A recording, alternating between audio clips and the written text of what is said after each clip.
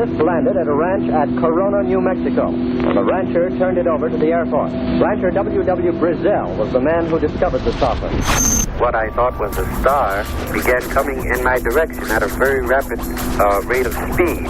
The unidentified object, which some sources thought might be a blimp, moved slowly down the Pacific coast from Santa Monica and disappeared south of Long Beach. I saw a UFO, and it went down the river, turned right at the United Nations, turned left, and then down the river.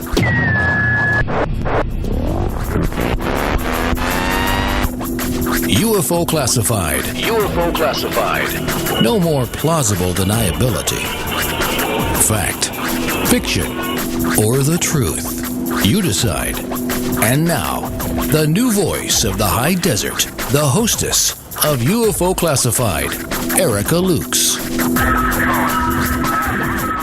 Happy Fantopia Friday, my friends from all over the world. I'm Erica Lukes, and I am always happy to be here and to know that people are spreading the word about UFO Classified.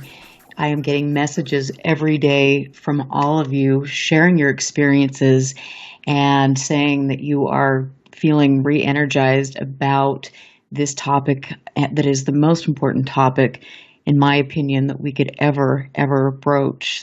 I feel like good things are going to happen. I feel like I have friends in this field who are younger, and they also are making good strides to engage people and to get people encouraged to get back into this field. My guest tonight is someone who is an amazing human being, a brilliant researcher, and he is going to teach us tonight about instrumentation, about collecting data, about doing your own research.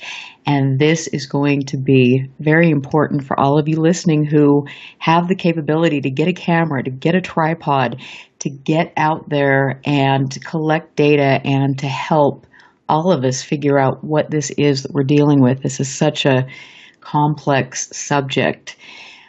You all know that I feel very strongly that right now in ufology, we have a lot of issues to deal with, not only the dysfunction, but we have kind of these schools of thought where we are not really taking a progressive, active approach in our research.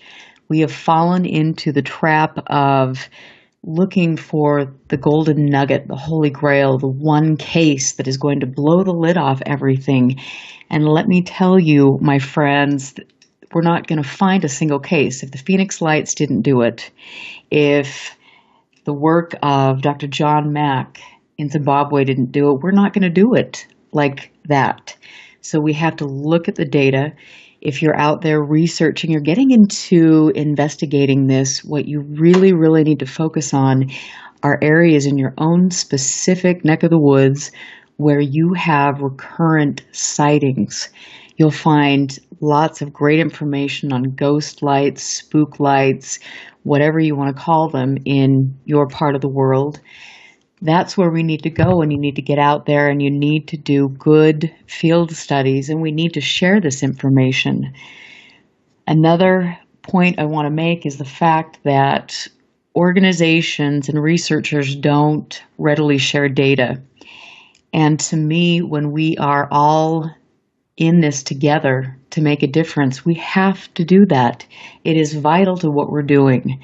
And I encourage you, if you're going to spend your hard-earned money to get into this, to put it towards getting equipment for yourself, not joining an organization, to doing your own investigations and then sharing that with people that you know will do the same thing and have that cohesive kind of unit that can really push things forward. I encourage each and every one of you to learn how to identify aircraft, to learn how to identify stars and planets, mundane objects, and then to get out there and really know what you're looking at, because in all likelihood, you will see things that are truly unusual. And I encourage all of you to put away kind of the stereotypes, to put away some of your own personal bias and to really understand what we're dealing with, understand that this is a subject that is very real, and we shouldn't be talking about it in a hushed setting. We shouldn't feel embarrassed of personal experiences, and we definitely need to rally the troops. I believe this wholeheartedly. We are waiting right now to get my guest this evening on the line. His name is Ray Stanford. If any of you have been in this field for a long time, or even a short time, you must have come across the name Ray Stanford. Ray doesn't do a lot of interviews. To have him tonight is a blessing. It is a great honor. He is somebody that's been studying this, researching this like no one I know, and he has made incredible contributions that have to be acknowledged, and we have to take what he has done as a foundation and then move forward with his work, which is what he is so excited to have all of us do. He was the project director of Project Starlight. And if you haven't heard about that, that started in 1972, and he had the world's first full-time facility employing a broad array of scientific instruments for hardcore UFO data monitoring and recording. And in that time, when he was there with others working alongside him, he made some impressive discoveries. Not only that, but he also had intriguing experiences with, well, shall we say, the men in black, people that were monitoring what he was doing, and he will talk more about that tonight. So as we wait for Ray Stanford to connect with us, I'm going to just tell you a little bit more about Socorro. Ray Stanford wrote a book that I was given by my two friends in the field who I met through MUFON, Tony Angiola and Ben Moss. They're back there in Virginia, and they got to know Ray and went to his home, and it was really very touching and incredible for them to have that opportunity. And Ben actually gave me a signed copy of Socorro's Saucer in a Pentagon Pantry. And this book is one of those that is usually wrapped in a plastic case when I'm not looking through it, but it is a treasure. And you can also order that online at Amazon. I encourage you to get this because this really goes in depth to one of the most important cases in the world. And now I have the delight, the honor to have Ray on the phone. Ray, thank you so much for being here. Everyone is thrilled beyond belief that you're here to share your stories and your knowledge. Hello, Erica. I appreciate you inviting me. It's a good opportunity. Oh, it is. And there's so many people, you and I have had some long conversations in the past little bit, and what I've learned from you, I mean, it really has changed the way I'm approaching this again. And I want to say that when we're looking for people to build upon their work, you're the top on the list. What you've done is so important. And I want to just start with people that aren't familiar with you, how you first became interested in this. That's a good question. I wish I could answer it for myself. It's very strange. Of course, I'm in June I'll be 79 years old, and so of course I was born in 1938, and when the sighting started in 1947, I, a little bitty kid, heard about it. Living in a little farm town, nobody talked about flying saucers as they called them back then, but we occasionally heard it on the radio and saw it in the paper. I can't explain it, but one day I was at a swing and recess as a little. 1947. I guess I was a 9-year-old, and I jumped off the swing and walked over to the principal's wife, to whom I'd never spoken before in this little school in this farm town, Mrs. Shelton. And I said, Mrs. Shelton, when I grow up, I'm going to investigate and find out what these flying saucers are, and when I do, I'm going to let the whole world know. Well, she, without saying a word, did a military about-face and stomped off across the school ground like she had just met Tasmanian Devil or something. And that probably was the best thing she could have done. It galvanized me and made me think, well, yeah, maybe you should get into this.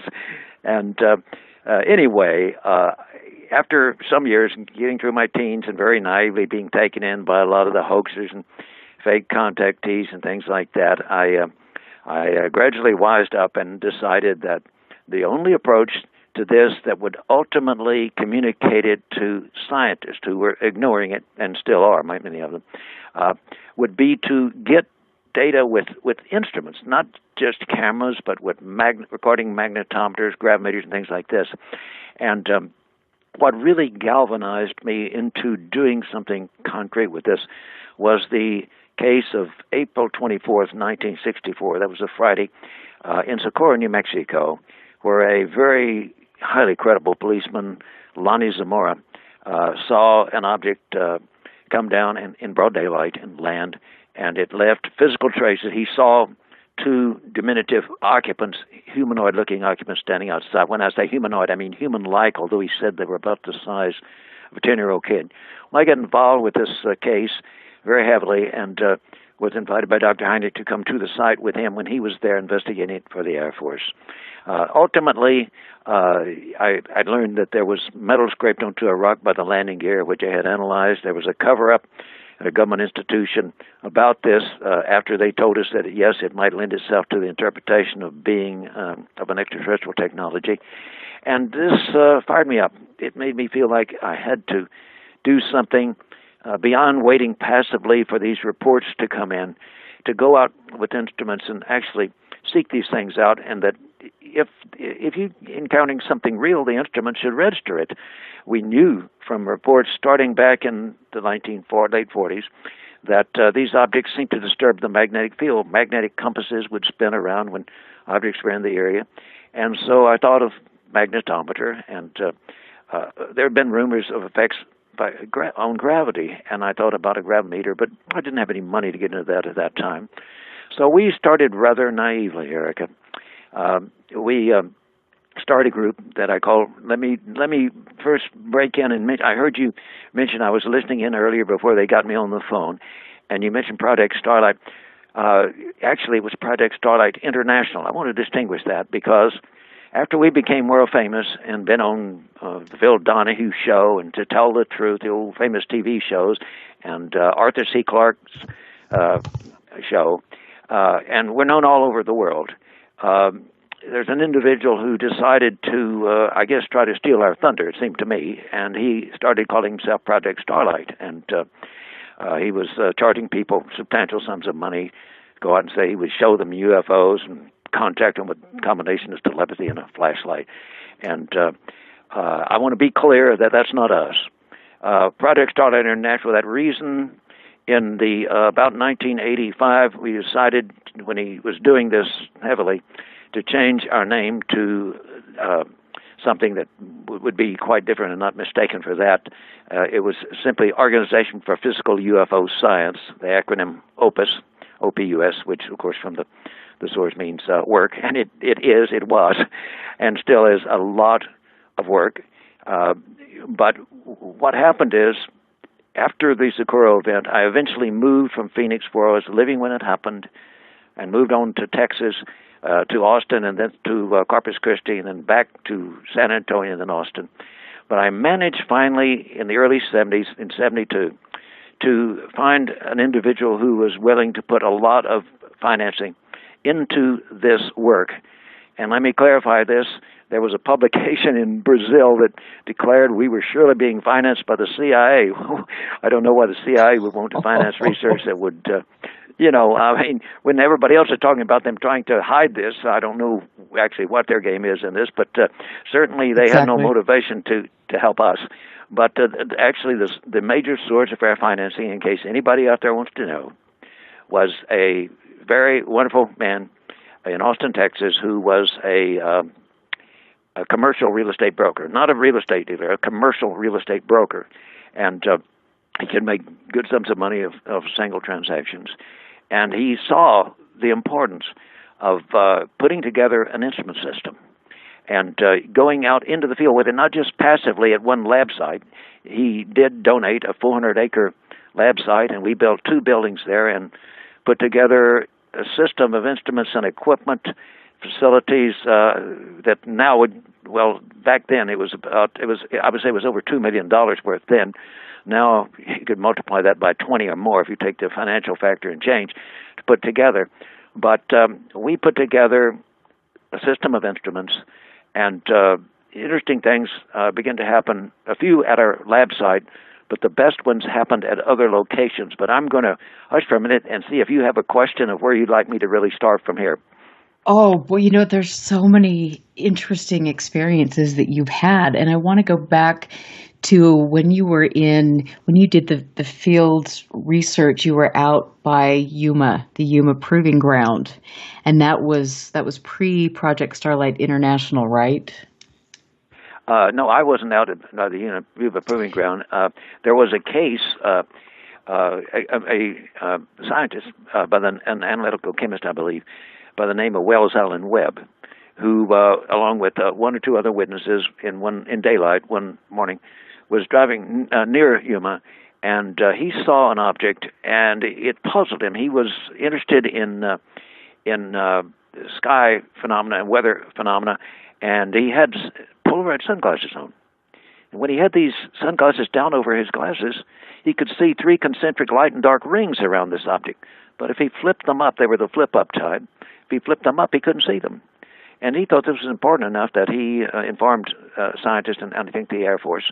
And ultimately, a perceptive scientist, an engineer by the name of James Harder, who testified about this in a congressional hearing on this subject, realized that what was probably happening there was that the light from behind this object, from the sky behind the object, was passing through a strong magnetic field.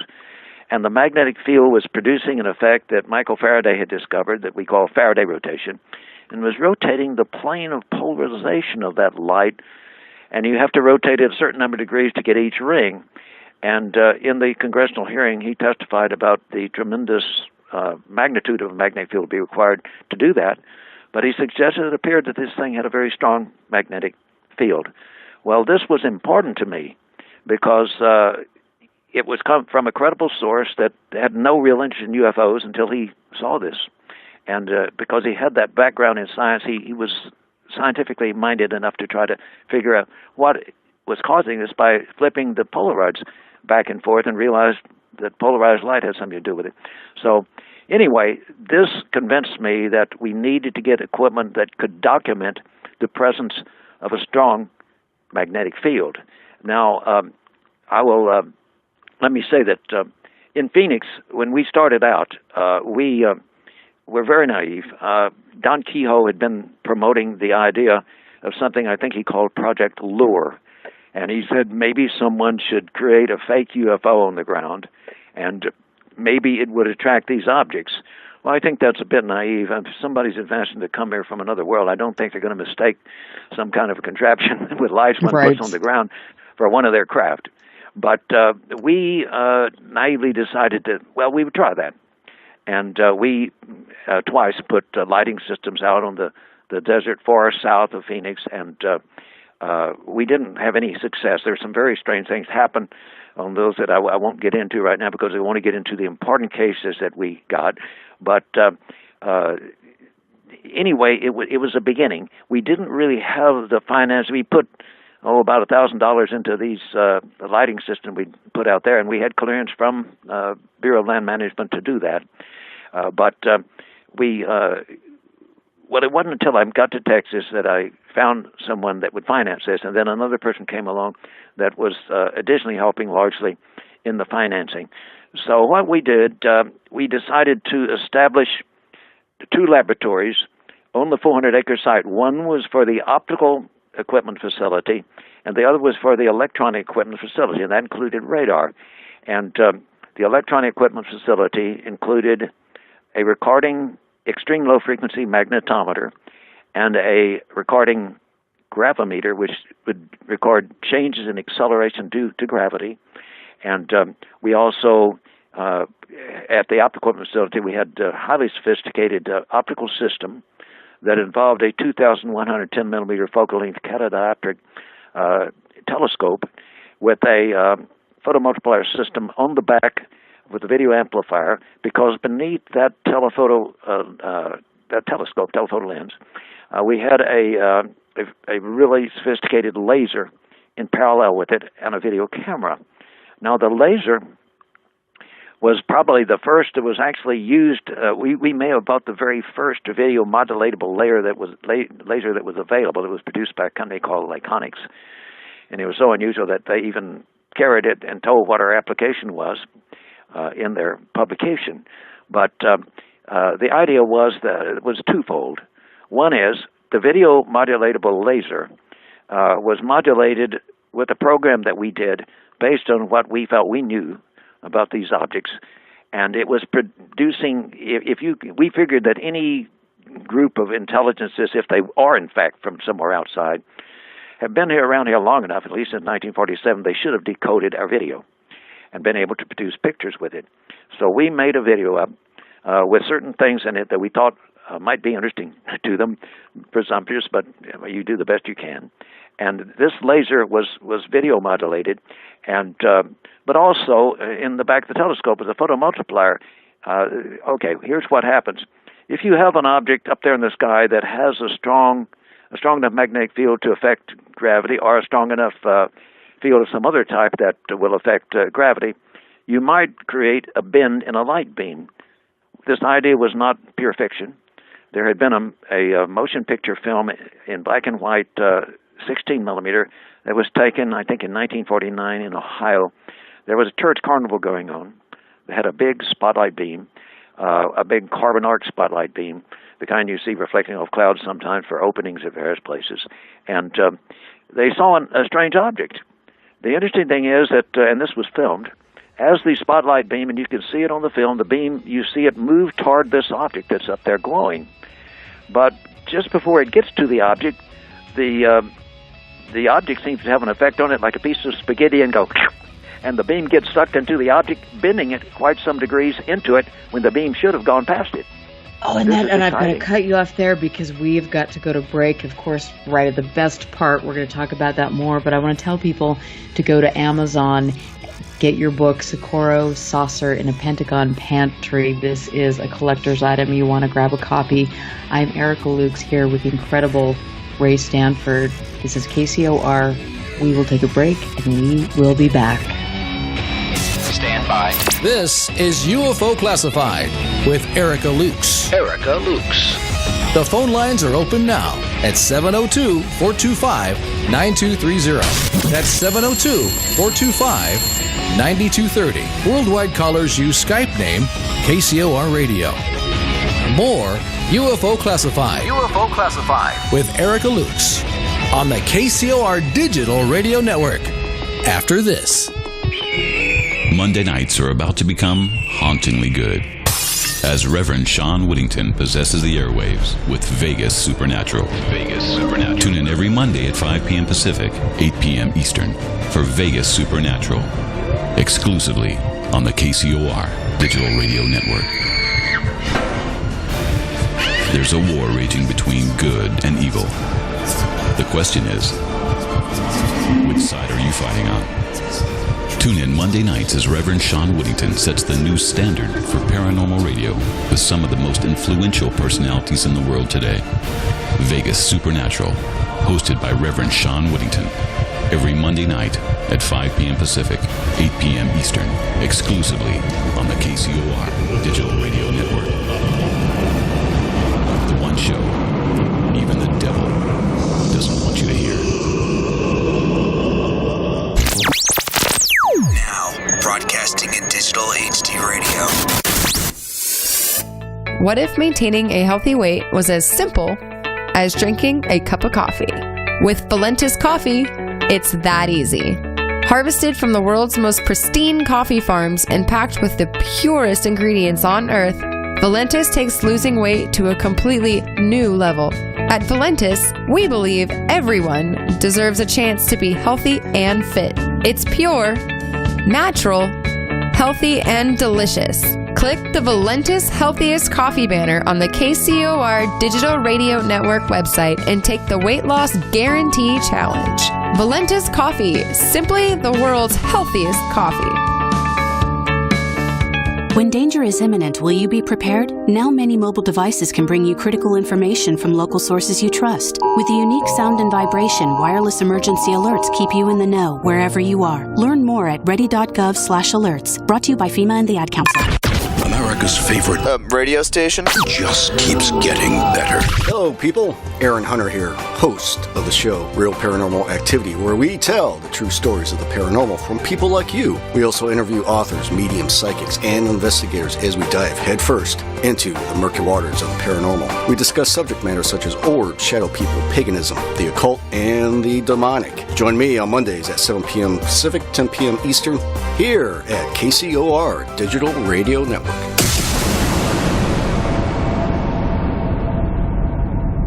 If ever a breed was affectionate to a fault, it's the Golden Retriever. They're people dogs, pure and simple. And the Golden Retriever Rescue of Southern Nevada needs your help. If you would like to volunteer, foster, adopt, or donate, go to the Golden Retriever Rescue of Southern Nevada's website at grrsn.org. That's grrsn.org. Or call 598-GOLD. That's 598-GOLD. You're listening to UFO Classified with Erica Lukes, where the truth isn't hidden beneath the black lines of a Sharpie. That's the craziest thing I've ever heard.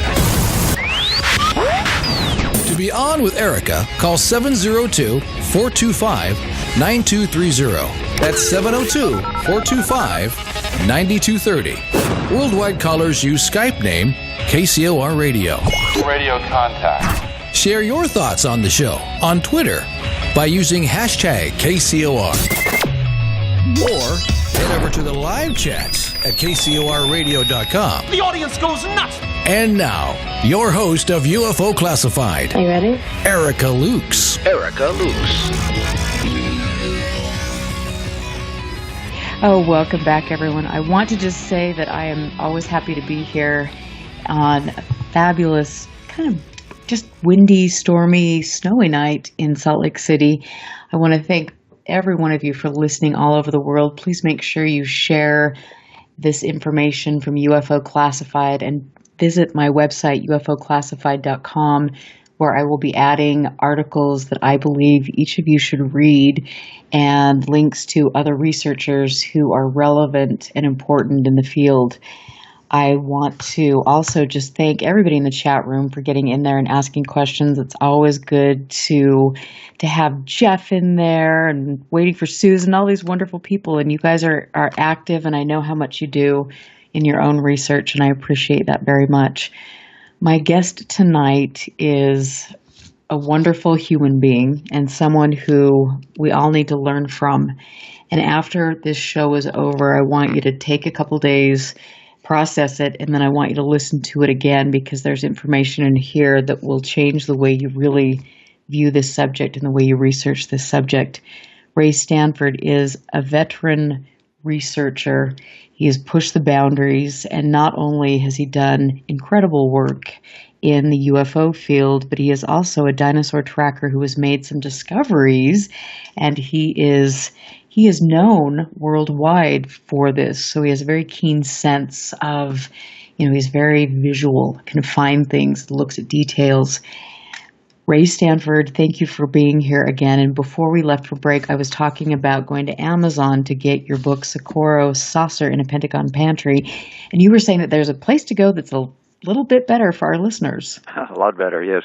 Now, there are people asking ridiculous prices for signed copies by me, but the truth of the matter is I don't have but two cases of these left, but I have the original hardback with a beautiful, nice dust jacket, and 1976 first edition hardback copies in perfect condition. And if someone wants those, this is the way to get them, and you will not get them any less expensive anywhere. Most places will charge you a lot more. But here's what I want you to do if you want it. What you do is you go to I've got lost a thought here just a minute. I got my mind on UFOs. Get it on PayPal. Go to PayPal if you're signed up with PayPal. If not, sign up. safe way to buy things quite safely. And go to PayPal and tell them you want to. What happens is the book, including the priority mail shipping with tracking, and I keep you informed of when the object was sent and the book was sent and everything. You can get the book plus the shipping for $60. Now, this is a 1976 book, and it is not a reprint.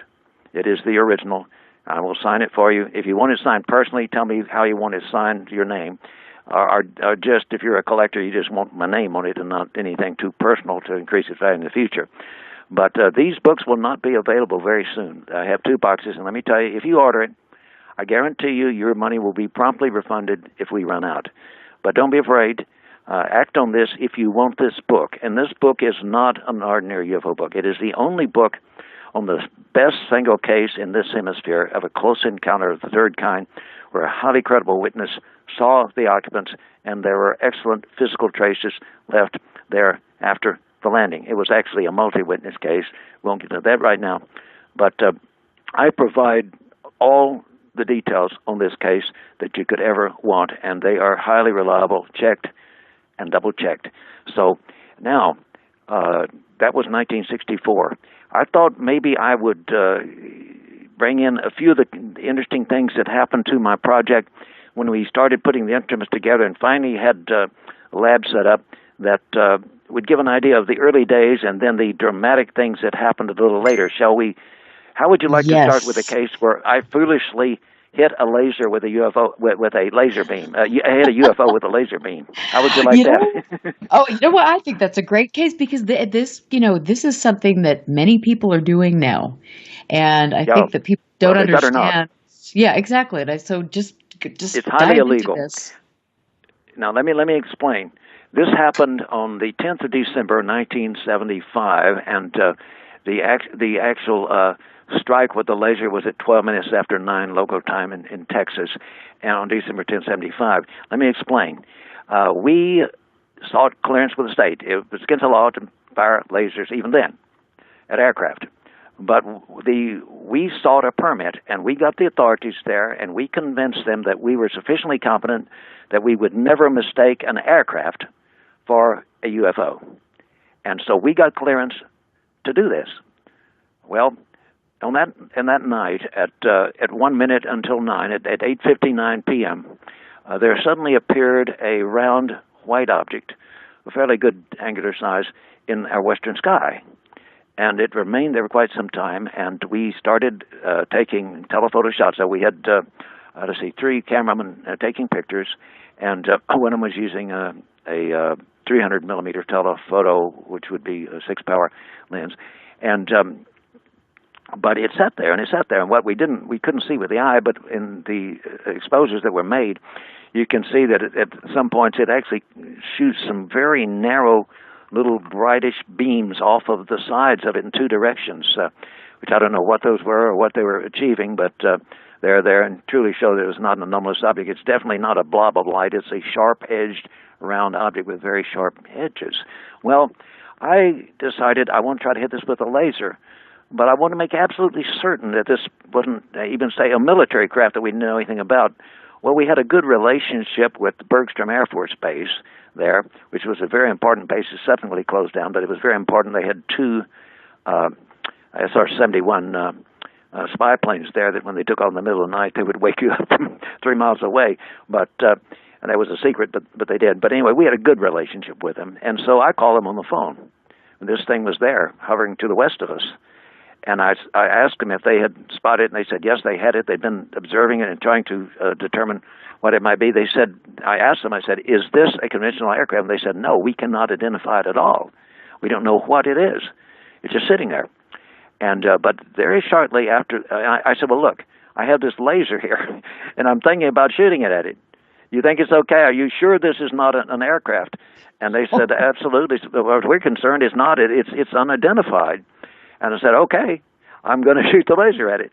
Well, at 12 minutes after 9, the thing, after this conversation, you'd almost think they were listening to us on the telephone, because the thing took off and it started heading to sort of the east-southeast to go south of us. and because it was in our west, but to the southwest of us. And it's moving across there, and it's just solid white. There's no pulses or anything. You can see this in the various time exposures. We know how long each one was, and all that was documented.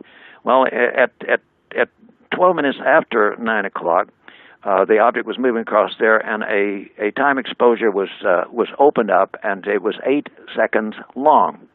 And what I did, I swept there was enough moisture in the air that you can't normally see a laser because the light is coherent unless you have something to scatter the light out of that beam. Well, there was enough moisture in the air that night that you could see where the beam was sitting when the shutter was opened, and you see a faint smear where it streaks, and then you see where it was stopped.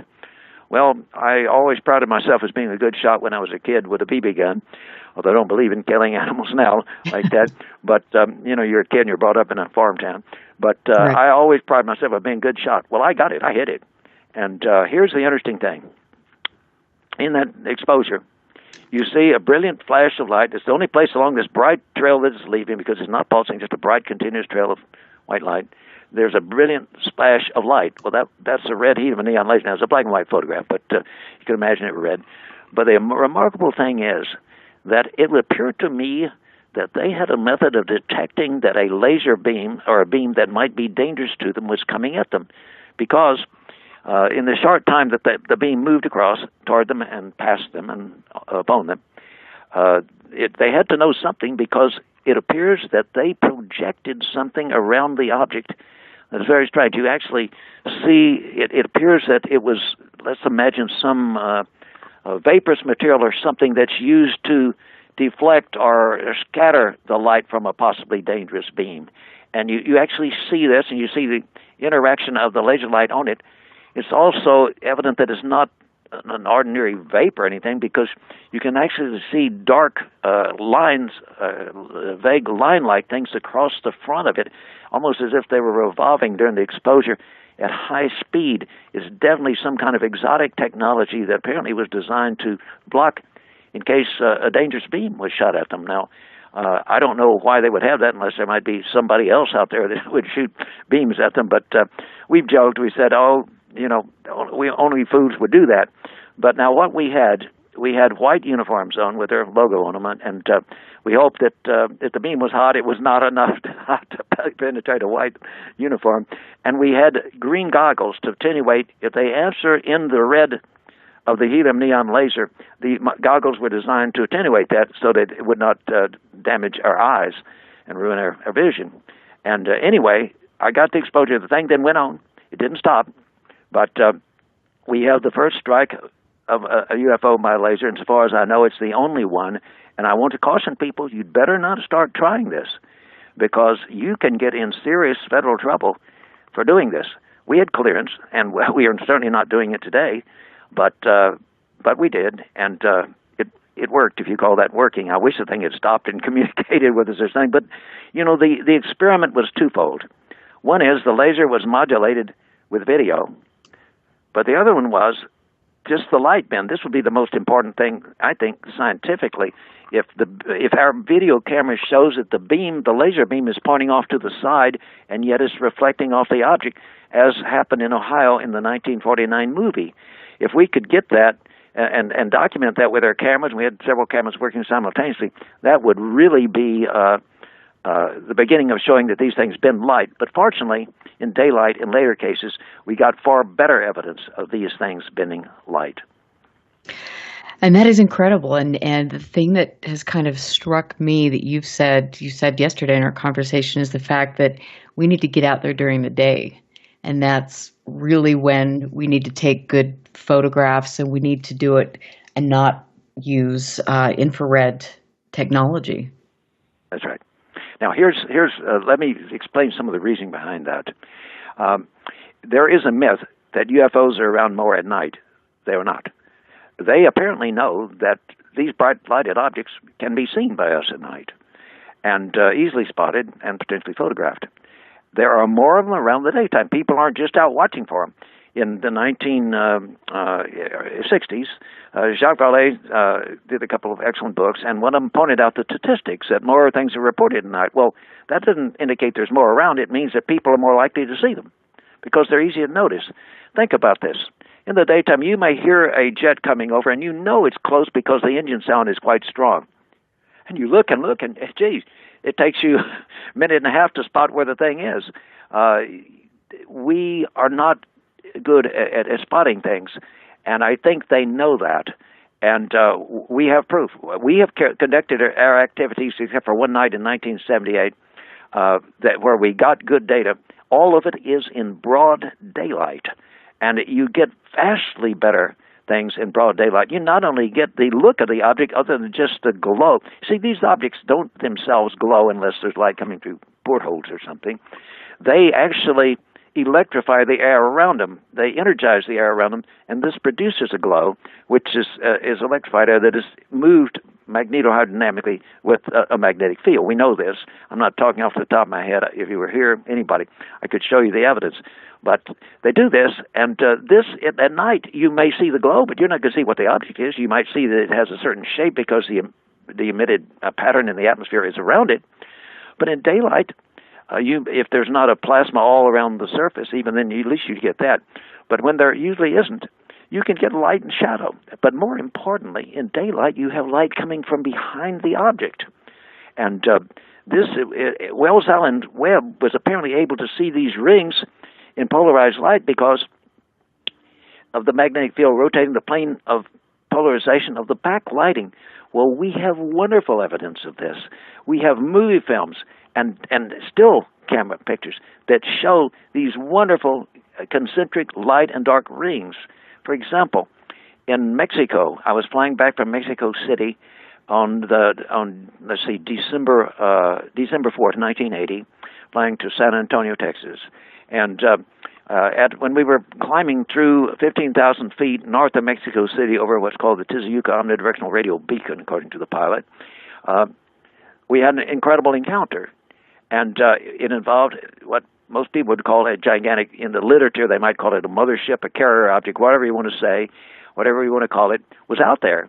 And there were smaller objects in connection with it. And during this filming, without going into the details, one of the objects was off to the right end of this thing, and it decided to leave. And when it did, and it created around it, there are 20-some-odd concentric light and dark rings. And people will say, oh, man, that's probably he probably copied the film in between two pieces of glass, and those are Faraday rings, not Faraday rings, but Newtonian rings from interaction with the glass. Well, they're not. The film was printed in Cibachrome, which doesn't require an internegative for us to study, and it is a high-resolution archival type of color responding paper, so you don't need an internegative. And you see that the object, there's no glass. It's in a template. There's no glass in front of or behind it. The object is tilted. You see the plane of symmetry of the disk that is actually tilted. In other words, its axis is not pointing toward the camera. It's tilted an angle. And you see these rings are the exact same angle as they should be if a magnetic field has its plane of radial symmetry aligned with that axis, which it did. But not only that, in that film at times, you get numerous other objects close enough together that you actually see what I would have to call the vectorial summation of the Faraday rotations interacting between the magnetic fields of the objects. It is absolutely magic. It is a UFO researcher's dream come true. And it's just actually mind-boggling. Let me point out, someone say, well, were you filming in polarized light? Indeed, I was, in two ways. One is, this happened just after sunset, when the light, and we were filming into the west where the light is very polarized. Not only that, but I was filming through a movie camera, a very high quality movie camera at 10 power, and a Canon movie camera, and it has the light comes through the lens and goes through what people would call a prism or a beam splitter, in which the horizontally polarized light goes to the eyepiece, the vertically polarized light to the film. So not only is it already pre-polarized by the sunset, but if there's any other scatter light that's not in the same polarity, you're getting rid of it in that beam splitter situation. So that is why we got such wonderful evidence of Faraday rotation. But there is another, and we have other movie films with this and still pictures with this. But beyond that, there is another phenomenon that's much more important. Do you want to ask a question, say anything, or you want me to continue rattling on here? Oh, I want you to continue rattling on because this is incredible. Okay. Well, here's the other phenomenon, Erica. This is probably the most important thing that a person, if one can solve the mystery of what I'm about to tell people exists, if it is a scientist that presents it in a way that is acceptable under peer review, I believe that person could receive the Nobel Prize in physics. I'm serious. Now, understand that I wouldn't say this if I had not reviewed this with some serious world-class physicists and other scientists and aerospace engineers. And they have seen this, and they agree with what I'm about to tell you. Around these objects in broad daylight, well, let me go back and give you first an anecdotal case. There was a case that the Center for UFO Studies published in one of their publications from Catalina Island. They got the report. The report was by a person that grew up to be an aeronautical engineer in the 1950s and 60s. But in the 50s, he was a Boy Scout, 14 years old, I think, on Santa Catalina Island off the coast of California. It was broad daylight, and they were out, and they saw let's call it a textbook domed disc, came flying across, and it was very clear, sunshiny day, and they could see the shadow of it on the hills, which they were familiar with. They'd hiked around there, and they could know the size of it because they could see the size of the shadow on the hill at places they'd been. So they knew it was a good-sized object. But this fellow that grew up to be an aeronautical engineer said the thing that grabbed him was not the object or its shadow so much, but what puzzled him was that the blue sky around it was bluer around the object than the rest of the sky. Well, that's exactly what you will see if you see most bona fide UFOs. Not as obvious in the so-called cigar-shaped objects, some of these very long objects, but in the disc-shaped and some of the other shapes, you will see this very easily in broad daylight. You will see it, however, much more easily if it's in a direction of the sky from which the light is highly polarized, or if it's just after sunset. That is because what's happening is that this phenomenon that I call multiple imaging is visible due to the fact, some effect it has upon the backlighting passing around it, even as we get Faraday rotation likewise. But believe me, this phenomenon is something that's never been published in the literature, and it's going to become the most important thing, I think, that we can discover if we can get to the basis of what's causing it. We don't know presently what caused it, but here's what you see on the film. Your eye will flicker fuse. You see a movie or TV frame after frame, but your eye flicker fuses and makes them look continuous. Well, when the Boy Scout was out there on Catalina Island, actually what was going on around this object was bluish patterns of the object in various rotations and sizes all around it. We call it multi-imaging. But they're so fast that the eye flicker fuses them, and you see this bluer than the sky around them. But if you're filming, then you can, and film at highest speed you can possibly do to segregate these images, fewer images in a given shot so they're not overlapping so much. I have pictures that my wife and I saw and filmed in 1985 in February as we were a half block from the entrance to Andrews Air Force Base, in which one of these objects that approached us from the carrier object, or a mothership, and we're filming this. You can count, I can show you frames from this film, and you can count hundreds of images of this object around it. And they're not all the same size or the same view, no.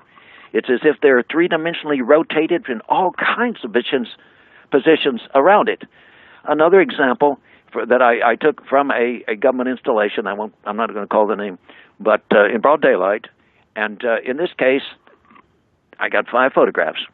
And in one of the most beautiful photograph 5, I believe it was, you can see the entire magnetic field of this object because the plasma that it is emitting is contouring this magnetic field, just as we sometimes have seen it in certain astronomical photographs where quasi-stellar objects or maybe black holes have caused phenomena that are rotating, plasma rotating in a magnetic field. But in this case, here's an object in the sky, and you see beautifully the magnetic field, but around it you see all kinds of objects, and up above it, right above what would be its edge on, where you can actually see the panels of construction on the side of it.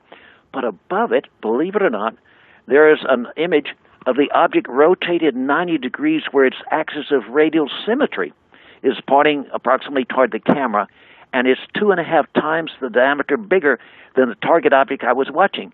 All I could see, and if I were watching that instead of the details of the object in my telephoto lens, would be just this blue blur. But the film, I was filming, I forget the shutter speed, I think it was a 500th of a second, may have been faster.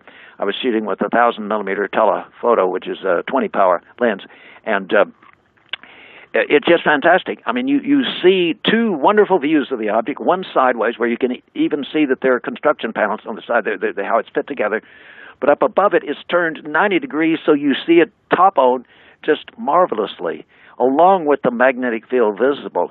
Now, these multiple imaging things, in some cases, as I said, you'll get even hundreds of images in a single exposure, depending on your shutter speed and how fast this is pulsing. We don't know what causes them.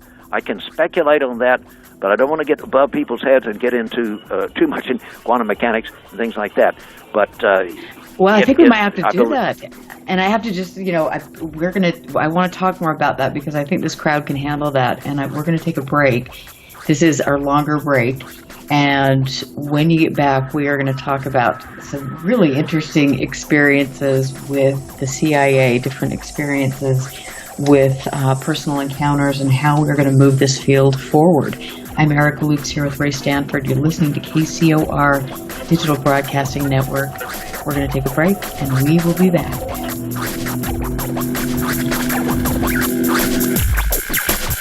Listen very carefully. This is Houston. Say again, please. Houston, we've had a problem. This is UFO Classified, live every Friday night, 4 p.m. Pacific, 7 p.m. Eastern, exclusively on the KCOR Digital Radio Network. The truth is out there, just waiting to be discovered. And now, if you will, accompany me on a journey to the future. For more information on the host of UFO Classified, Erica Lukes, upcoming guests, as well as links to the past shows, visit her website at ufoclassified.com. UFO Classified. UFO Classified. UFO Classified. This is KCOR Las Vegas, home of the Digital Radio Network, broadcasting from a shack just south of Area 51. Wait, that doesn't exist. This is the KCOR Digital Radio Network. Now for the news. Now, broadcasting in digital HD radio. The disc landed at a ranch at Corona, New Mexico. The rancher turned it over to the Air Force. Rancher W.W. Brazil was the man who discovered the saucer. What I thought was a star began coming in my direction at a very rapid rate of speed. The unidentified object, which some sources thought might be a blimp, moved slowly down the Pacific coast from Santa Monica and disappeared south of Long Beach. I saw a UFO, and it went down the river, turned right at the United Nations, turned left, and then down the river.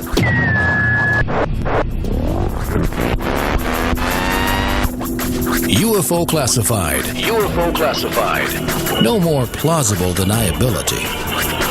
Fact, fiction, or the truth. You decide. And now, the new voice of the high desert, the hostess of UFO Classified, Erica Lukes. Welcome back for the second half of UFO Classified. I'm your host, Erica Lukes, here on the best digital broadcasting network in the world, KCOR. And tonight is a night full of wonderful, brilliant women. You can stick around for Tina Marie on restricted airspace and then Solaris Blue Raven on hyperspace. It's a great night, and we thank all of you for tuning into the station, for tuning into UFO Classified, and for spreading the word. Please take a second and go to Facebook and like UFOclassified.com and tell people about it. Send the previous episodes of this, and especially tonight's episode. Get it out there. Let people listen to it, and let people know that there is a new sentiment in this field. We're going to change things. We're going to push research forward, and we're going to do that on the foundation of people that, like Ray Stanford, who has so many important things to share with us from his decades long in this field. And I absolutely know in the bottom of my heart things are changing for the better. So please share. And then also Ray had mentioned the fact that you can get his book, Socorro's Saucer in a Pentagon Pantry, the original printing from the 70s. You can get that autographed for only $70. And this is a treat. I encourage you to do this. This is a collector's item. And I will provide the links for you on Facebook and on my website. So, and may Erica? Yeah. May I simply tell them I forgot to tell them something that's important, and I don't know if you have those.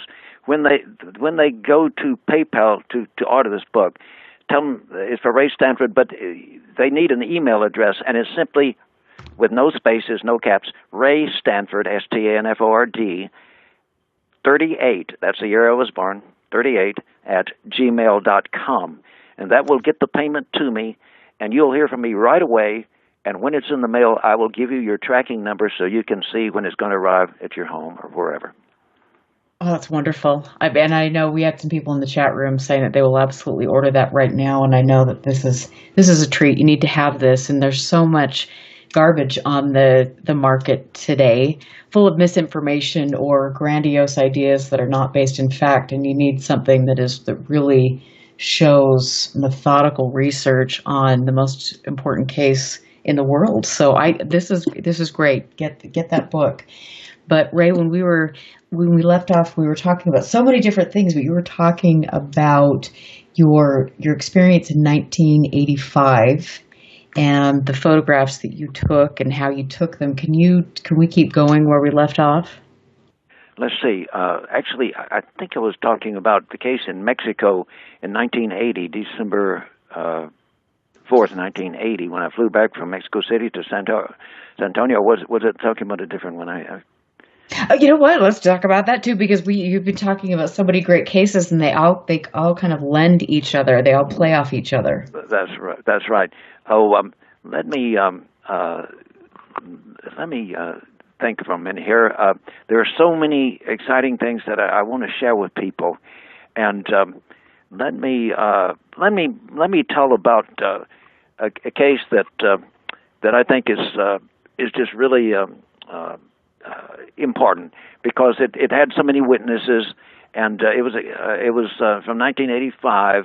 No, I'm sorry, 84. I'll bring in two cases, one 84 and one 1985.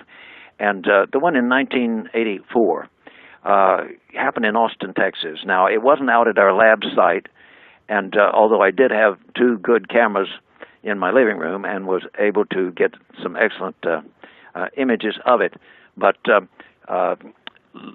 here's what happened. I was expecting an engineer from Houston to visit me that was interested in UFOs. And he didn't show up on time, so my wife had taken my three kids, which was a 2-year-old in a stroller, and the two older ones, I think 4 and 6, around the neighborhood for a stroll. And I just went out to see if I could spot him lost in our neighborhood, which was an easy place to get lost. And he wasn't out there, but something caught my eye passing over, and it was a orangish glowing cigar-shaped object. And it was passing almost directly, a little to the south of overhead. And it was moving on a coordinate that, if it were to continue to cross West Texas, it would fly over Llano, Texas, and then maybe San Angelo, Texas, and hundreds of miles away. And I immediately, of course, ran in and got my movie camera with the 10-power telephoto, and started filming it. And about the time I ran out of film, my wife with the baby in the stroller and the two older kids came up the street, and when they saw me, they knew I didn't stand out there with a camera for any purposes other than UFOs, and they saw a frustrated look on my face because I'd just run out of movie film. This thing had passed over, and while I was filming it, for example, one of the smaller objects that are associated with these elongated objects, some people call them motherships, had dropped down right toward the camera. In the film, you can actually see it. It's kind of a leaden color, but it has emission patterns around it of turquoise and pink off the rim. And anyway, I ran out of film, and I was thinking, I don't have any more film. And my wife said, Ray, you've got another camera there in the living room on a tripod. It wasn't a movie camera, but it was a still camera with a 12-power telephoto and 600-millimeter lens. And so she brought that out on the tripod, and we set up. And right away, I had called out the neighbors. There was a tax lawyer. We lived in a duplex there in western Austin near the lake. And there was a tax lawyer and his wife lived next door to us. She had just had a baby and just brought it home that morning, I think. And she was frightened of this. She wanted to watch through the window. She wouldn't come out, but her husband did, Bob. And what we did, we had my telephoto still camera on a tripod with a cable release. And we had on top of the camera a 4-power magnifier to give you 4 times bigger image than you're actually photographing. But so that gave us 48 power, although we're shooting at 12 power with that 600-millimeter lens. And this thing is moving on to our west, and there were incredible things. What I would do, it was this call it a mothership. That's the popular term. And there were objects associated with it. There was a beautiful wing-shaped object, and there were triangular objects, and there were a dome disk. And we were watching these things, and these triangles are pretty good size, as well as this wing thing. And Bob, the tax lawyer, and I, what we did, we had it set up to where I want to be fair to everybody. The little boy, 2 years old, wouldn't have gotten anything out of it, but the 4-year-old, we let him look through it. He's seeing everything at 40 power. Well, no, I'm sorry, at 12 power, 48 power, 4 times that because of the magnifier on top. And then the 6-year-old, my daughter, and then my wife, and then Bob, the tax lawyer, and then I'd make sure it was still in focus and would click it. And then we would set up for another photograph to see, what was most interesting in that part of the sky, and and usually it was centered around the mothership. And we'd take pictures. And this went over some time. And finally, of course, got where I ran out of film, but I got it literally heading right toward the horizon. I got reference objects, a TV tower and TV tower guy wires, and these things passing behind them, and on into the west toward San Angelo. But what was there was quite spectacular. At one point, let me mention this wing-shaped object.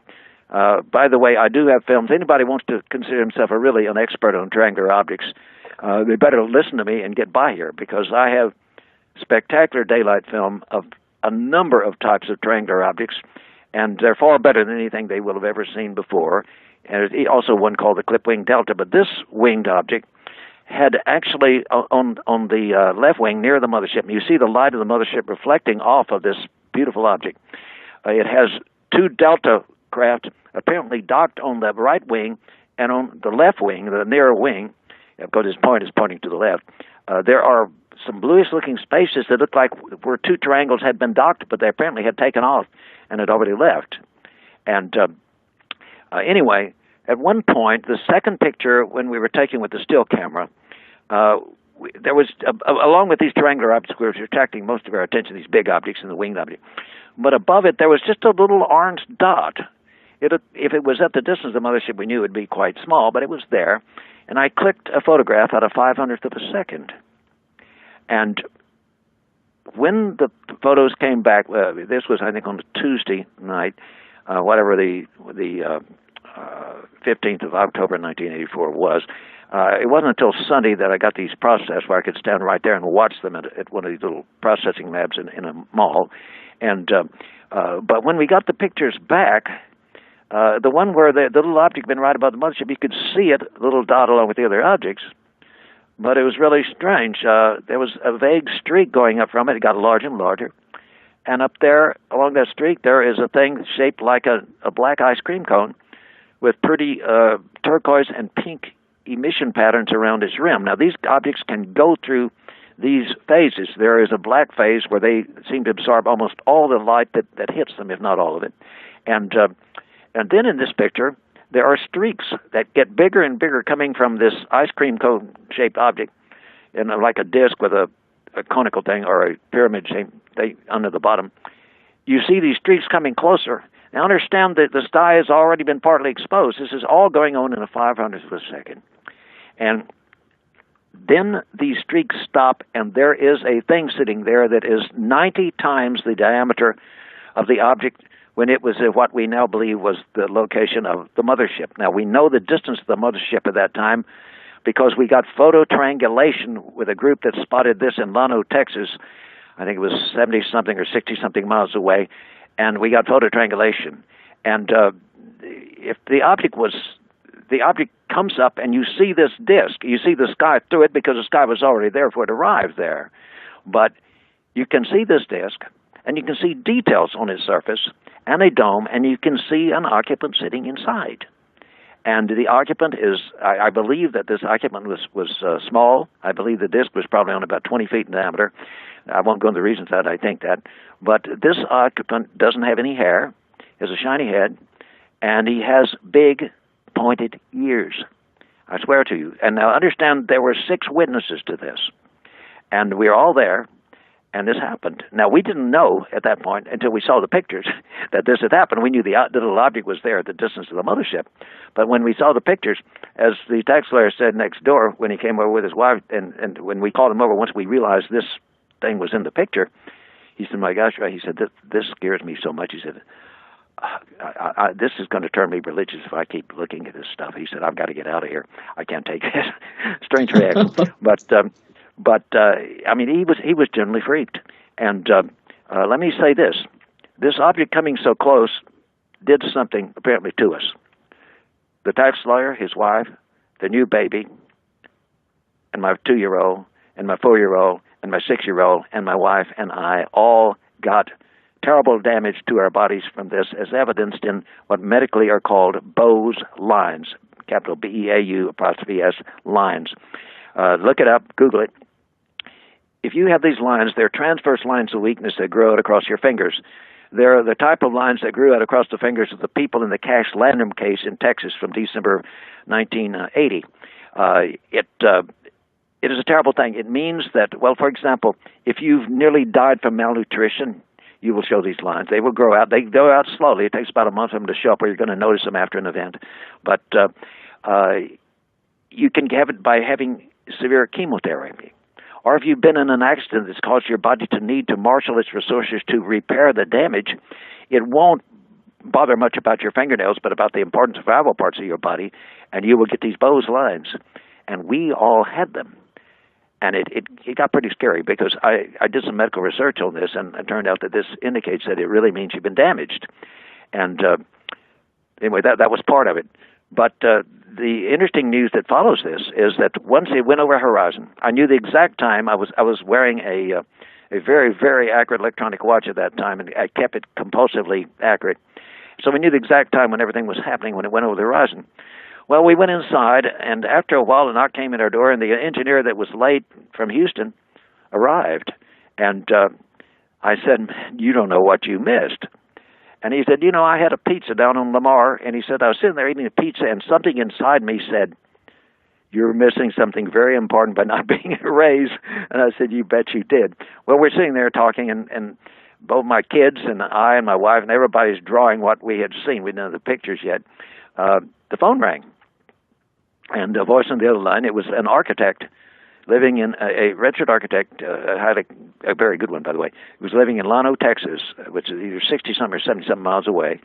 And he said, is this the Center for UFO Tracking? And I said, well, you could call me that. And he said, look, another architect and I were coming out of the courthouse from a municipal meeting related to something we were building. And we saw this big cigar-shaped object passing overhead. He said, we rushed over to my house and got my camera, and we took pictures of it, and then it was heading off toward San Angelo, and we chased it down the highway, couldn't catch it, but we finally stopped and took some more pictures. And I said, wait a minute, do you know when you took your first pictures? And he said, yes, I do. I said, wait a minute, I'd like to know the exact second on the time on your watch. What time is it? He said, well, my watch is very accurate. He said, because the kids and I were in a mall in San Antonio last weekend, and they had a time cube, and I set it exactly with the time cube. He told me the time. We were within, I think, 2 seconds of each other. And it turns out, I forget the figures, but I think while my last 5 pictures were taken, they took their first so many pictures. So we had photo triangulation, which That's indicated incredible. that this That's incredible, and that's important. Yeah. Well, here's what it yielded. The object was 1,400 feet long. and it was flying at 19 miles altitude. That wasn't surprising because during the observation, while it was still more overhead, well, now it was about halfway toward the horizon, two F-4 Phantoms took off from Bergstrom Air Force Base and tried to get there to it, and they couldn't. They had it back home. They couldn't reach its altitude, and but we saw them go and we saw them come back. They did. 19 miles. The F-4 Phantom is not going to get up there. It didn't, but they probably got some pretty good reconnaissance pictures along the way. But anyway, that was. Anyway, we had the witness, and we had 6 witnesses in Llano as well as our 6 witnesses. Not only that, a telephone survey of police and radio and news media between us and Llano and on to the west. I found out that a photographer at the newspaper in San Angelo had seen this. Now I'll tell you the funny, ironic story about that. He had been out on a thing. He took some pictures that he sent out on the job to get pictures of for the paper. He's driving back on the freeway, and he sees this big mothership thing flying over. And he stops and says, "Oh, my gosh, this is fantastic. I'm going to get pictures." So he took the standard lens off his camera and put his telephoto on and stepped out of the car. And then, ta-da, reality hit him. This was the first day on the job at the newspaper, his first day. And he thought, "Oh, my God. I've already got these pictures I have to turn in on this film. And if I come back with a UFO on this, they're going to consider this a ridiculous hoax. I can't do it." He said, "That was the worst moment of my life so far." Oh, my gosh. He said, I didn't take pictures. He said, "I couldn't." He said, "If I'd come in with those things, and but I have his name and all his data, and and talked to him at length, and he definitely did see it. He described it accurately. And so we had 13 witnesses to this. But now, the even better part. In the picture that shows this object that loomed up on us, it had been, assuming it's at the distance of the mothership, which triangulation shows was 90 miles, it's 90 times that diameter when it stops. And you can see this thing, this guy, gal, or whatever it is with the pointed ears inside. That means it came from 90 miles to 1 mile from us in that time, and it did 2 stops along the way. Let's forget the 2 stops and just use a calculation for that. It comes out, it's either 2/3 or 3/4 the speed of light in the atmosphere. They have to be using compressed time or something to do this, taking more time than we see or something exotic, because otherwise I don't see how you can do it. But anyway, what is really neat is you can not only see him sitting there. Now, he's not looking toward us. He's looking off to your left. But he's holding something, look kind of rectangular, in one of his hands, and you can count his fingers. Now, it's not a studio portrait by a long shot, but by golly, you can count his fingers.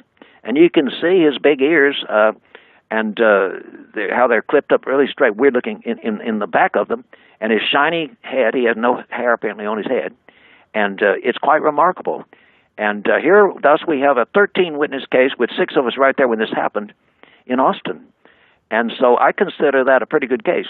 We didn't have our magnetometer recorder or gravimeter with us at that time because that was back at the lab out in the country. But we got some mighty good evidence in 2 types of films plus photo triangulation. I don't know how much more people can ask for a well-documented, well-witnessed case. Absolutely. But a year later... And I have to ask you just really quick, because we're getting ready to go to break, but how many people have seen this photo? A huge number. I showed it to, I showed a bunch of these pictures to a group when Chris O'Brien invited me out to the Sedona Oak Creek area. He was working with a studio there, and they set in the studio for me to put a presentation on, a PowerPoint presentation. And I think I could be, there are either 80 or 100 people there. I gave Chris the liberty of inviting whomever he wanted to. And so they've all seen them.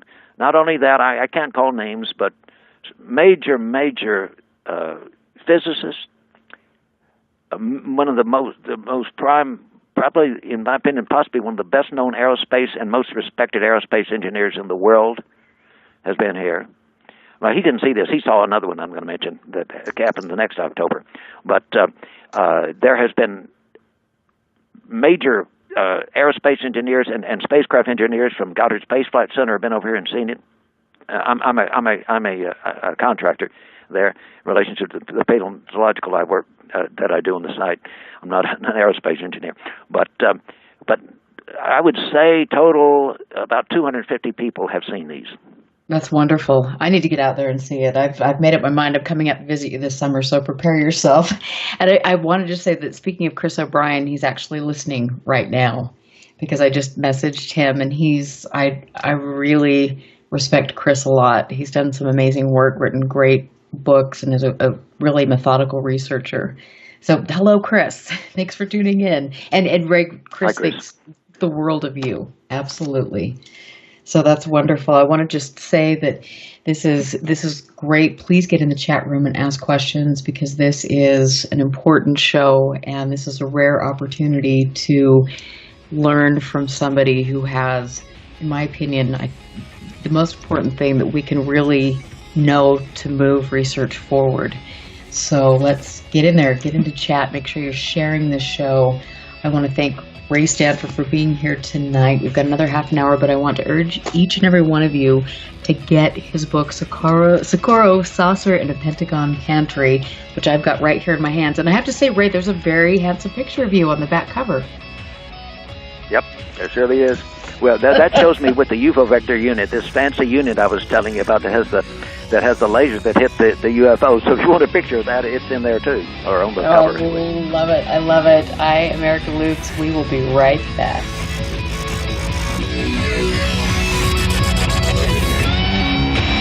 Stand by.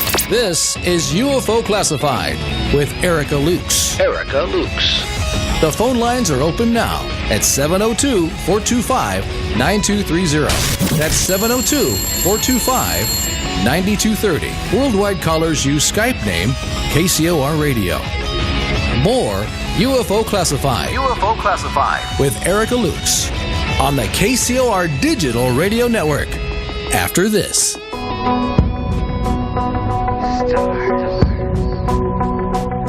Woven throughout the universe are keys to a hidden message, awaiting a voice that can decipher their coded meaning, a cosmic connection to the cosmos. Tune in to the KCOR Digital Radio Network at 12 p.m. Pacific, 3 p.m. Eastern for Cosmic Connection. Cosmic Connection. Cosmic Connection. Cosmic Connection with astrologers Caroline Lynch and Merlin Wizard. Your weekly astrology reading is but a phone call away. So call Cosmic Connection, Sunday, 12 p.m. Pacific, 3 p.m. Eastern, and get your free reading today. Cosmic Connection with Caroline Lynch and Merlin Wizard. Exclusively on the KCOR Digital Radio Network.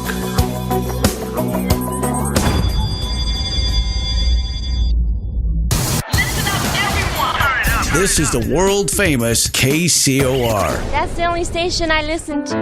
A boy born in Joplin, Missouri was fascinated by anything with wheels and a motor. The odds of him going on to fascinate millions with his talent? 1 in 260,000. The odds of this born racer having 157 career top 10 finishes in NASCAR? 1 in 125 billion. But every driver seeks the pinnacle of their achievements. The odds of him winning both the Daytona 500 and the Brickyard 400 in the same year? 1 in 195 million. The odds of a child being diagnosed with autism?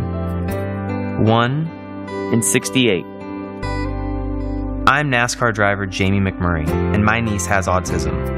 Learn more at autismspeaks.org/signs. Early diagnosis can make a lifetime of difference. Brought to you by Autism Speaks and the Ad Council. Friday night, 9 p.m. Pacific. Jump onto the Celestial Highway and travel at the speed of light. Into hyperspace. Hyperspace. Hosted by Solaris Blue Raven. She navigates you through the cosmic tides of mysticism into the world of covert technology, UFOs, mystical sciences, and the world of unforeseen forces. You get to really sort of enjoy a bizarre ride. Listen live, Friday night, 9 p.m. Pacific. For Hyperspace. The one show that blows the whistle off our government black ops projects. Hyperspace. hosted by Solaris Blue Raven. Solaris Blue Raven. Exclusively on the KCOR Digital Radio Network. Want to take a ride? Take a ride. Take a ride.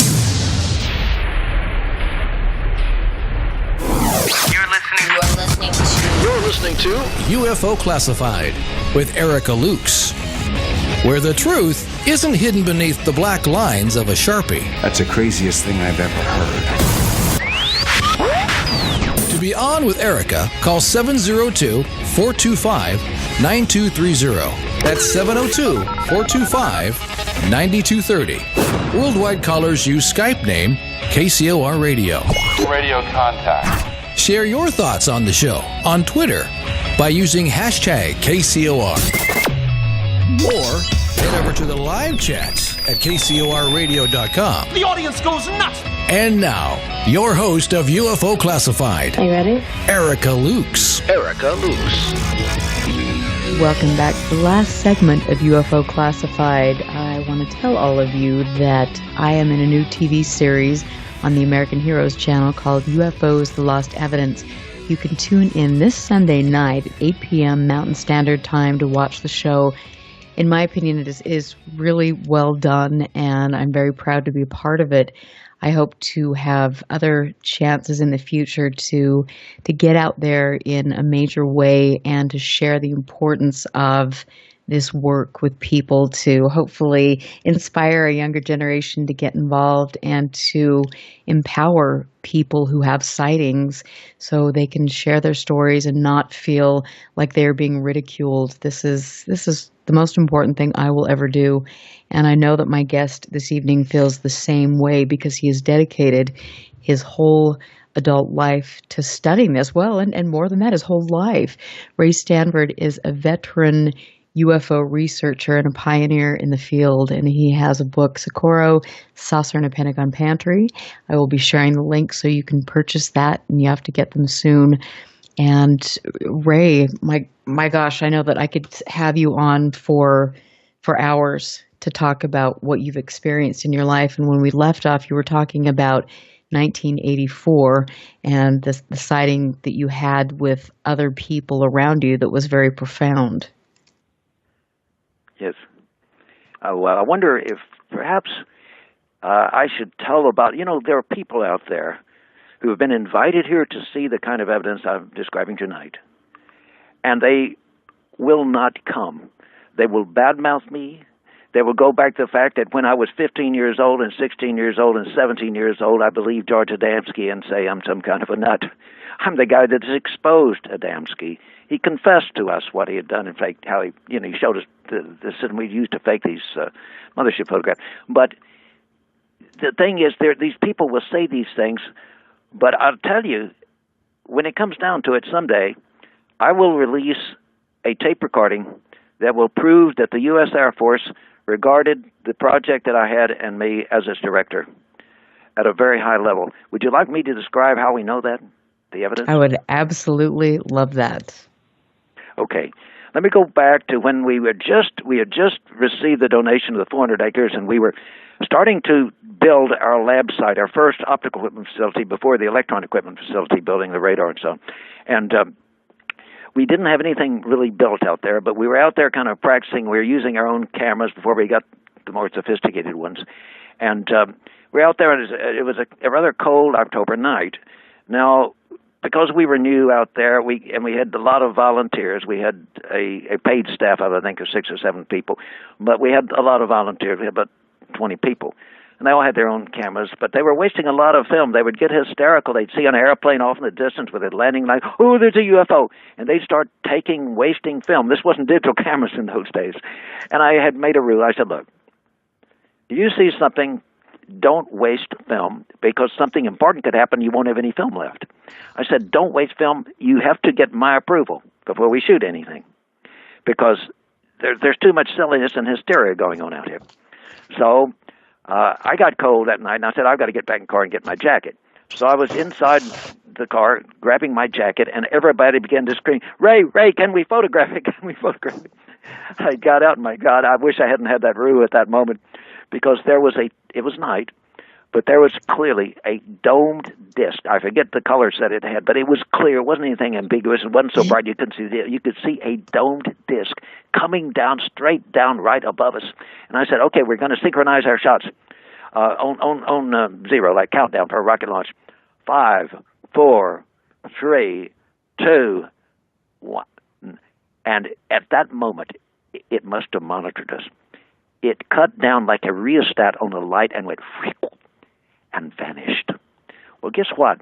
Oh, of course, we were very upset. I felt so stupid I didn't let him just go ahead and start taking pictures. But what happened next really shocked us.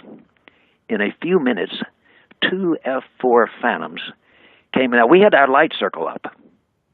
It was the light circle naive to our whole idea about trying to signal these things. And we had that, when we got the sophisticated electronic equipment, we had to stop that because the magnetic signal from it that it was generating by all those wires was creating false things on our magnetometer. So we had to stop using that anyway. It was kind of naive to start with. But anyway, over that light circle, all of a sudden, within a few minutes of this thing coming down, 2 F-4 Phantoms came so low that if they didn't have infrared scanning equipment, they were in danger. It was so low in that hill country that they could have had a terrible collision with a hill. They came that low over. Why? We knew that they had to have tracked this object. And some minutes later, a prop plane, an Air Force prop plane, followed them for some reason. So the 2 F-4s, and it's as if they cleared the air and decided there was nothing, and then they had this slower prop plane come by for some reason. Okay, we wondered about that. We knew they had tracked it. It wasn't until several months later that I got a call. The first call came from the head of intelligence at Bergstrom, and I wasn't there, and my secretary got it out front, and he said, we're not involved in tracking UFOs, which is contradicted the next day, as you'll find out. But so we wonder if we get calls from the public, would you like us to vector these calls to you? And she said, sure, that would be very nice, appreciated, thank you. That was it. But the next day, the guy working right under him called and got me. And he said, look, there's a group of us, it'll be 12 or 13 of us in intelligence here at Bergstrom Air Force Base that wonder if you'd be willing to take us on a tour of your lab site. Now, by that time, we had quite a bit built, something to see. And I said, well, I direct the project, but I'd have to talk to the president of the board of directors and discuss it with the people and see if this is okay. I mean, some people here are a little nervous about the Air Force, but we consider this. And he said, well, let me ask you a question. Now, this may not be verbatim after all these years, but I have a tape recording of all this. I tape recorded his conversation. He didn't know it, but I recorded it. And it's today here in my fireproof file.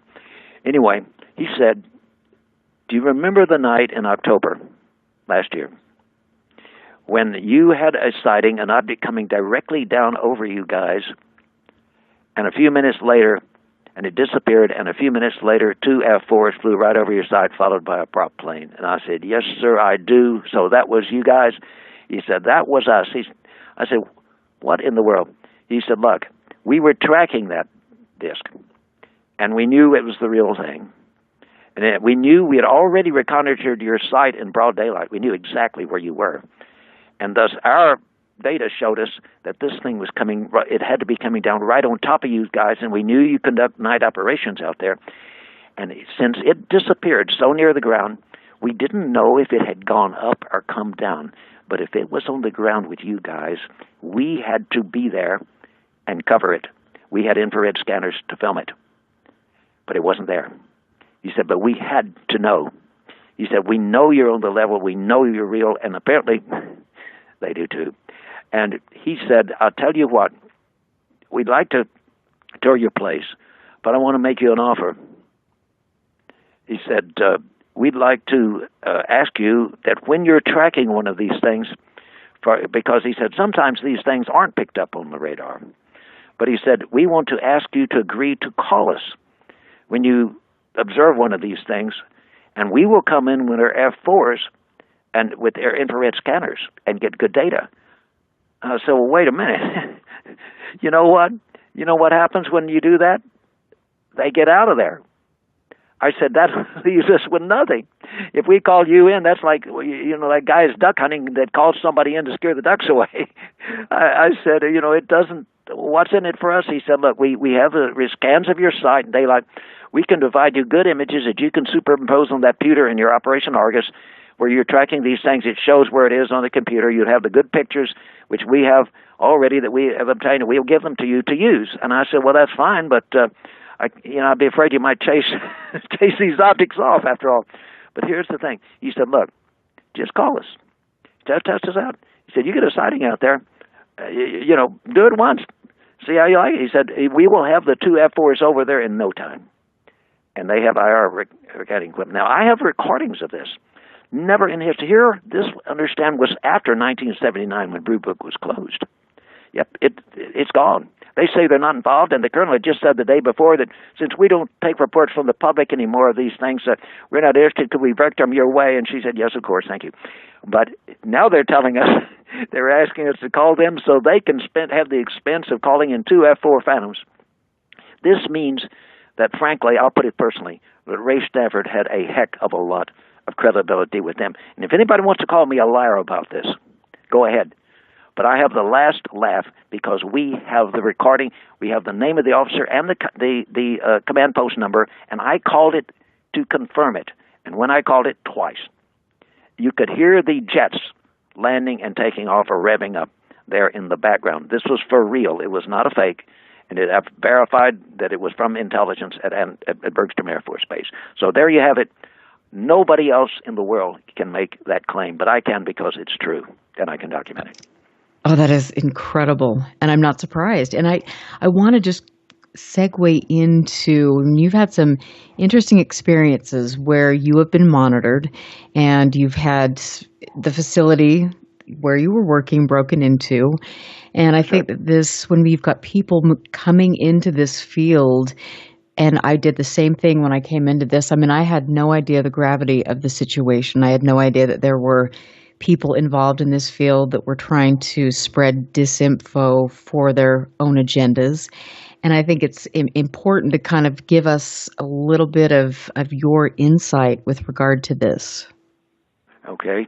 Let me say that now I've been in this actively. In June, I'll be 79 years old. I've been in it actively since I was 13 years old. And I've seen a lot. But there are some things you run into that really set you aware that what's going on in this field is not as it appears sometimes. Now, let me mention one case. This is not a UFO case. This is a case about a conference on UFOs.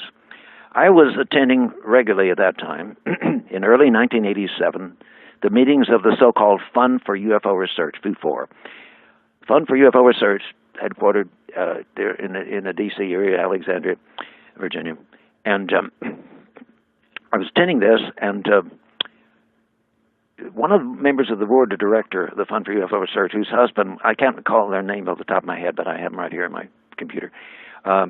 He was the head of the National Aquarium downtown, which, as I understand, is being repaired now. He's deceased, and she is too, unfortunately, because they were great people and very sweet, nice people. But they did not know, apparently, what was going on.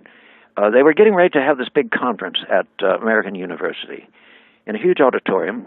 They were bringing speakers from all over the world, and I was assigned, in fact, to pick up Vicente Juan Ballester Olmos, the person into UFO photographs and his UFO catalog and so on and so forth, from Spain, to pick him up at the airport and take him back and so on and so forth.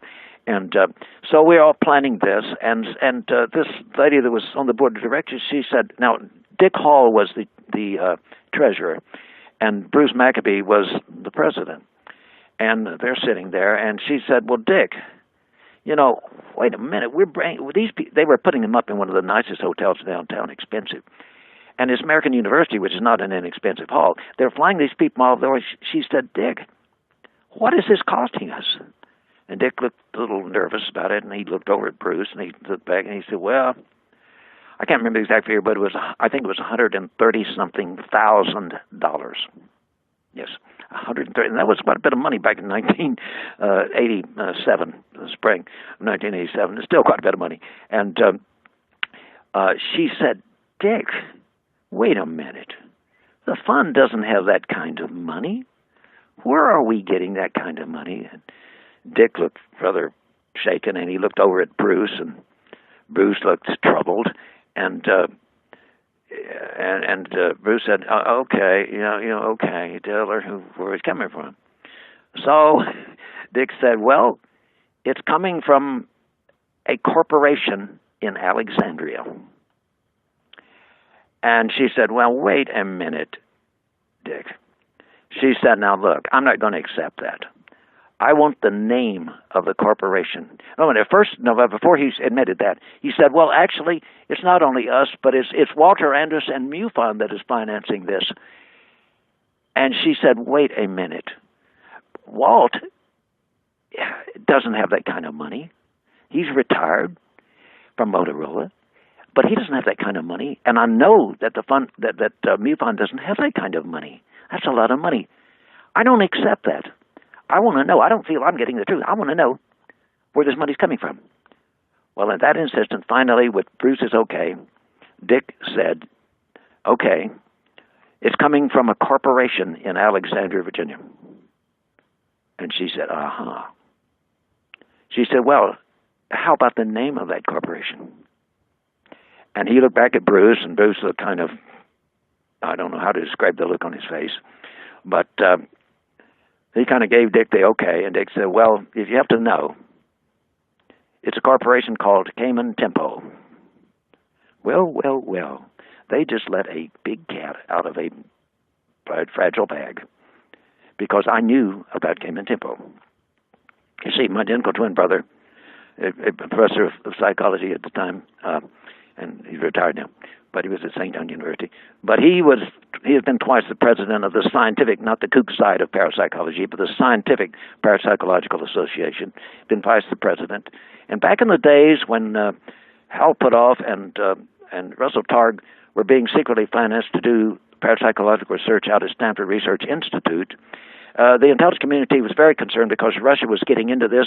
They had a psychic named Caligula who could move an object sealed in where she couldn't blow it around anything. It was a little metal object. She could move it around apparently by mind over matter. And they were getting quite concerned about that. If you can do that, you might also monkey with their satellites remotely by mind over matter. They wanted research in parapsychology, so they went to my brother and also one of his colleagues. And the Central Intelligence Agency, who was financing the work out there in California, as you would be told by Puthoff today. You'd admit that. But they wanted him to go to work for him. They wanted Rex to go to work for him. And he said, "Wait a minute, I don't like the idea of working for the intelligence community." They said, "Well, nobody would ever know. You wouldn't be embarrassed. No one would ever know." He said, "Why would nobody ever know?" He said, "Well, your checks would all be paid by a corporation in Alexandria." And he said, "Huh?" And they said, "Yes, it's a corporation named Cayman Tempo." Mm-hmm. Cayman Tempo. And I'm one of these guys that never forgets a weird name. I'll forget somebody named Jones Smith or Bob, but I don't forget weird names. And boy, when he said that, let me tell you, I was thrilled. Then I knew, here's this big corporate. Let's examine that before we close off here. Let me tell you what they had. Who were their featured speakers? There were many speakers brought from all over. Who were the two featured speakers? Bill Moore and Whitley Strieber. Okay, why would the CIA want to finance something that would give a lot of exposure to those two people? Well, I'll tell you, in my opinion, why. The MJ-12 papers, while they have some elements of truth incorporated in them, are, in my opinion, and I won't go into details of why I feel I know this, they are documents, disinformation documents, that are put out to convince people, while the government pretends it doesn't want to talk about this, to convince people that really Big Brother knows. This big liar for all these years has been lying to you. He knows the truth. Just petition him. Don't worry about doing research. Just petition him. Just petition him. He knows the answer. You'll get the answer soon enough. Just another political action committee. Maybe they'll admit it or something like that. And what about Whitley? Well, let me tell you, other than people that crazily say they would like to be abducted by aliens, in my opinion, that's quite crazy. When you're taken out of your control, out of your conscious control, and you're abducted, the kind of people that hear this that are normal, that's going to scare the daylights out of them. I mean, here's Whitley Strieber talking about these guys, coming into his home up there in the countryside in New York and things like this. And It's scary to a lot of people. Scare people. Make them think this is dangerous. We would need Big Brother. We would need Uncle Sam somehow, someday, maybe to protect us. He knows. Maybe someday he'll tell us. Maybe someday he'll tell us how he's going to protect us. I think there were motivations there, sociological motivations. But whatever. I agree. There you go. I mean, you see, and believe me, this came in tempo. I can provide people with the address and the phone number that they had at that time. They've changed their name slightly. They're still in existence. They've changed the name slightly. I'd have to check my files and see what the name is. But they existed. They were a front organization for the intelligence community to pay for exotic research and other projects, such as why did they want this was the big it was billed as being sponsored by the Fund for UFO Research and MUFON. Well, let me tell you something. The Fund for UFO Research, I have this from the inside. They have never and never will finance instrument UFO studies because these are the kind of things that point in the right direction of objective information that will speak to conventional science. And they finance books by Dick Hall and others, such as I think they did one by Bruce McAfee, that say, oh, the FBI has known this. We have some documents here, and here's some documents here. Oh, look at this. Again, it sets up this thing in the mind. Well, you see, these are crumbs, but they have the goodies hidden back. They'll give it to us. That's the solution. Just political action. Let's just get them to talk. Well, I'm sorry, but there's a lot more that I could say that I don't want to say publicly, and I could call a lot of names. But I will say this. A major person known in this field with a PhD who worked for a long time for the government with with good levels of security clearance, that is highly trustworthy, would never make up a story, called me in 1980 and said, Ray, who do you think the intelligence operative is in Texas for the CIA? And I said, well, I don't know. I mean, all these guys seem friendly and nice. I mean, I know John Schuessler works for NASA. Could he be? He said, no, it's not John Schuessler. It's Walter Andrus. He started MUFON for them. Now, understand, I'm not saying that's true. But I'm saying that this person who has a PhD, and if I named him anybody in the field that doesn't even like science, would respect his name. He told me this, and he's not the kind of guy that makes things up or that would pass along rumors as truth. He said it unequivocally. I don't know how he knew it, but he felt that he knew it.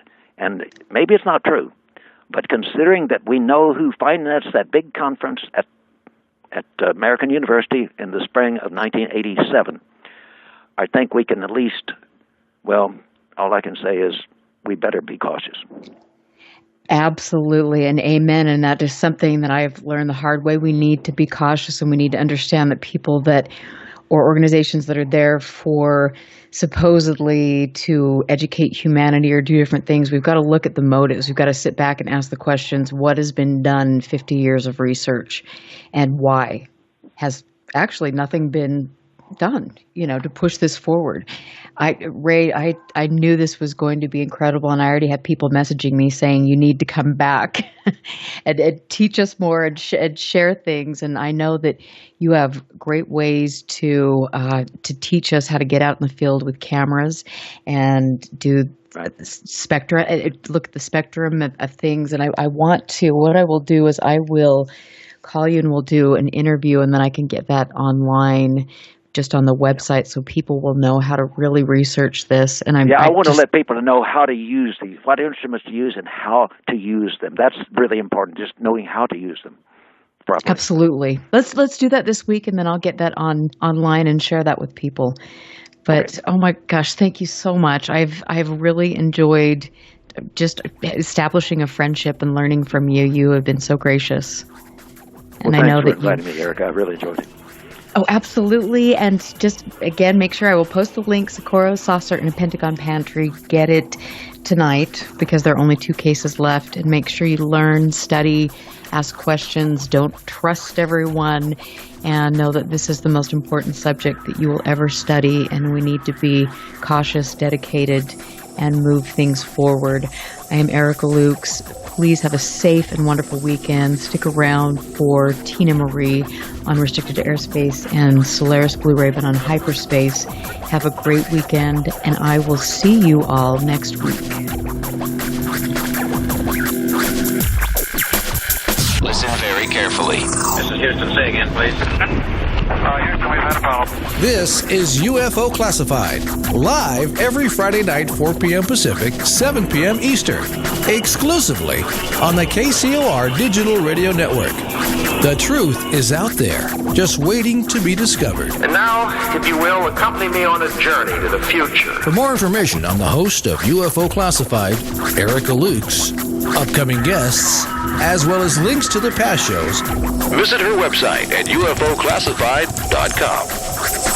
UFO Classified. UFO Classified. This is KCOR Las Vegas, home of the Digital Radio Network.